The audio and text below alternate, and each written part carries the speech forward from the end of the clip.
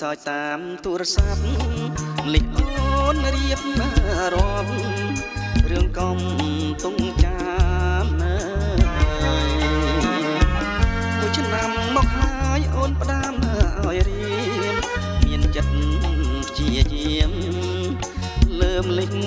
ការផងក្តឹបស្នេហ៍ក្នុងថ្លើមតោងដើមមលារួតសពស្នបងអួតក្រពុំលើតងតែអនិច្ចាផ្កាក្នុងរបងលោកដៃបំណងបន្លាប្រមានបងជាមាននុកគ្មានទ្រាំជាផ្លូវនឿយណាស់សក់ស្កើឈរយំលើស្ពានពុតដាវកាត់ដៃអើយស្រីជាទៀនលំដល់ព្រះនិព្វានសូមជួបតាមលេខការ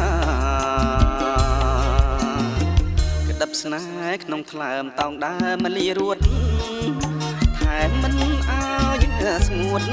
ស្រោចទឹកជាគ្នាសូមទុកជាមិត្តកុំទុកជាមីជាតិនេះប្រាថ្នាតែម្លេះមួយទេ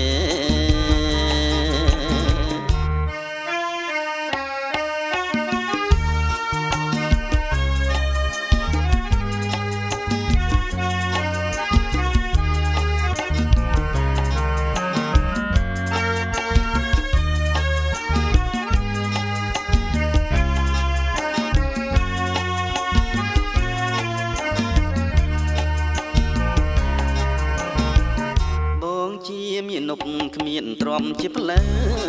នឿយណាស់សង្ស្កើឈរយំលើស្ពានហូតដាវកាត់ដៃអើយស្រីជាទៀនលំដល់ព្រះនិព្វា